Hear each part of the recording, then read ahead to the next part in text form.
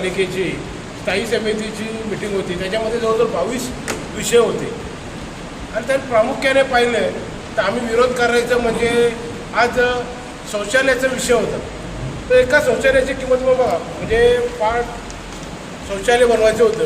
तर या शौचालयाची 4 कोटीची किंमत जवळजवळ म्हणजे ती अंदाजे पकडे 3 कोटी 71 लाख रुपये.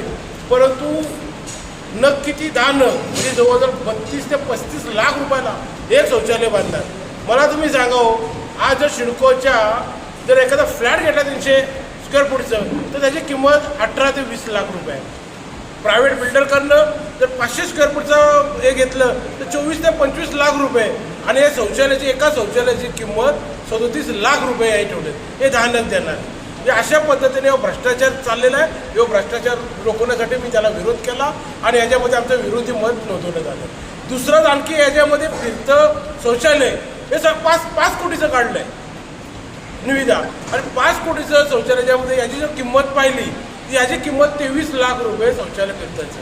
मी सांगितलं त्यांना पनवेल महानगरपालिकेमध्ये रोज फिरतं शौचालयासाठी रोज कधी उत्सव किंवा कुठला कार्यक्रम असं होत नाही. लागलं तर तुम्ही भाड्याचे घेऊ शकतात. याच्यासाठी 5 कोटी रुपये आपण घालवायचे आणि त्याची किंमत ती सुद्धा 23 लाख रुपये. मित्रांनो, हे कुठेतरी भ्रष्टाचार थांबला पाहिजे. या उद्देशाने मी त्यांना विनंती केली का हे पैसे हे करामधून लोकांच्या वसूल झालेले असतात आणि कराचा पैशाचा दुरुपयोग कुठे होत असेल याला आमचा 100% विरोध असेल, म्हणून त्याला आम्ही विरोध केला. तिसरी गोष्ट याच्यामध्येच सांगितली मी का डॉक्टरांना कॅबिन बनवायचे आहेत. आता कॅबिनची किंमत 23 लाख रुपये. अरे आज जर स्क्वेअर फूट पाहिलं तुम्ही 500 स्क्वेअर फूटचा कॅबिन देणार ते त्याचं रेट बघितलं 2,000 रुपये जरी आपण कॅबिनचं रेट पकडलं तरी सुद्धा ती 10 लाख रुपयात होतोय. मग याला मी निर्देशनात आणून दिलं बाबा अशा पद्धतीने तुम्ही हे चाललंय हे कुठं तरी थांबला पाहिजे, म्हणून या सर्व गोष्टीला विरोध केला. आणि चौथी गोष्ट तर आणखी मजेशीर गोष्ट आहे. तुम्ही जर आंबेडकर भवनपासून जर छत्रपती शिवाजी महाराजांच्यापर्यंत जो रोड आहे त्या डिवायडर बघितलं, आजही तुम्हाला तिथं लाईट दिसेल. त्या लाईटचं 70 लाख रुपयाचं टेंडर काढले. का काढले ना? आपला सुशोभीकरण दिसला पाहिजे. अरे बाबा, तुमचे घरचे पैसे नाही आहेत, हे पैसे महानगरपालिकेच्या करदात्यांचे पैसे आहेत.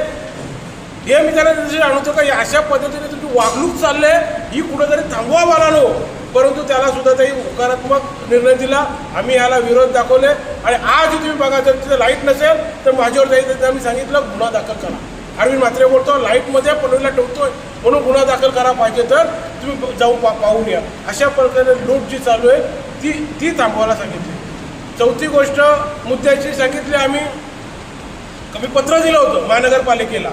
यांना अगोदर का स्टँडिंग कमिटीची मिटिंगमध्ये एखाद्या अधिकाऱ्याला बोलवायचे असेल तर नियमानुसार मी त्यांना मिटिंगमध्ये हजर राहण्यासाठी अधिकाऱ्यांना बोलवून घेतलं. परंतु ते अधिकारी हजर होते, परंतु स्थायी समितीचे अध्यक्ष सन्माननीय बबन मुकादम यांनी मिटिंगमध्ये ते विषय घेऊन दिला नाही आणि मिटिंग थांबवण्यात आली. माझा उद्देश एकच होता, त्याच्यामध्ये मला निर्देशन आणून द्यायचं होतं का आज तुम्ही गावोगावी जा का जिथे पाण्याची पाईपलाईनचं काम चालू आहे, जिथे शेवरेजचं काम चालू आहे, त्या ठेकेदाराने प्रत्येक ठिकाणी अर्धवट कामं ठेवलेली आहेत. ही कामं पूर्ण होण्यासाठी पावसाळा जवळ आलेला आहे, म्हणून आम्ही त्यांना अधिकाऱ्यांना बोलवलं होतं की हे कामं कधी करणार, केव्हा करणार, याची मुदत काय आहे, या पद्धतीने आम्ही त्यांच्याकडनं विचारलं. म्हणून त्याचं काही उत्तर त्यांच्याकडे नव्हते. दुसरी गोष्ट आम्ही सांगितलं आजही तुम्ही चेक करून बघा का जे सिग्नलचं कॉन्ट्रॅक्ट 200 कोटी रुपयाचं काम दिलं आहे. किती? 200 कोटी रुपयाचं. आणि त्या सिग्नलच्या कॉन्ट्रॅक्टरनी 2 इंचच फक्त लाईन टाकलं आहे. ही लाईन जवळ 1 ते 1.5 मीटर खाली जायला पाहिजे आणि त्याच्या खाली PCC करायला पाहिजे. हा मोठा भ्रष्टाचार केले.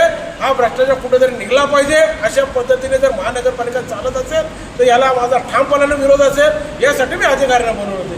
दुसरी गोष्ट, आज महानगरपालिकेमध्ये ही म्हणजे व्यायामाचं म्हणजे जिमसाठी निविदा मागितली होती. मी त्यांना सांगितलं 10 निविदा 1.5 कोटी रुपयाच्या आहेत. 10-12 लाख रुपयाला एक जी ती मिळतोय जिमची साहित्य. परंतु आज तुम्ही कर्नाला स्पोर्टच्या साईडला जाऊन बघूया, ती रस्त्यावर पडून आहे. ही दाखवलं चित्र तुम्हाला.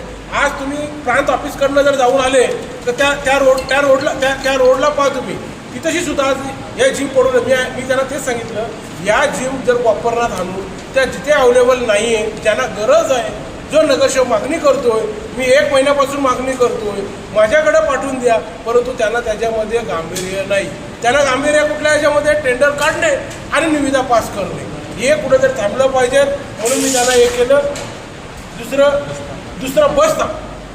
अहो तुम्ही सांगा, जवळजवळ मी यांना पत्र देऊन 1.5 महिना झाला का पनवेल महानगरपालिकेमध्ये बस ताबे किती आहेत त्याची मला माहिती द्या.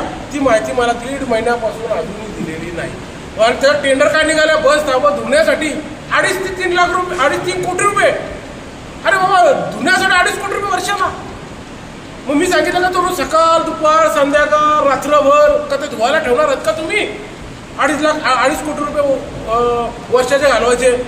त्याच्यासाठी मी त्याला पर्याय दिला. स्वच्छता भारत अभियान याच्यामध्ये आपलं जे कामगार आहेत त्या कामगारांना सकाळी संध्याकाळी तुम्ही साफसफाई करायला सांगितली मागणीनुसार, तर तुम्ही करू शकता. पण यासाठी 55 बस ताबं धुण्यासाठी 2.5 कोटी रुपये घालवायचे. याला विरोध नोंदवला मी. मित्रांनो, मला हे सहन होत नाही. मी यांच्या विरोधात नक्की आता या सर्व गोष्टीवर 100% याचिका दाखल करण्याच्या मनस्थितीमध्ये. अशा पद्धतीने आयुक्त साहेब, आपण जर यांना वेळोवेळी रोखले नाही तर नक्की 100% मला न्यायालयाशिवाय मला कोणताही पर्याय दिसत नाही. 100% मी जनतेसाठी या गोष्टीवर पुन्हा एकदा न्यायालयात जाईल असे मी अपेक्षा करतो.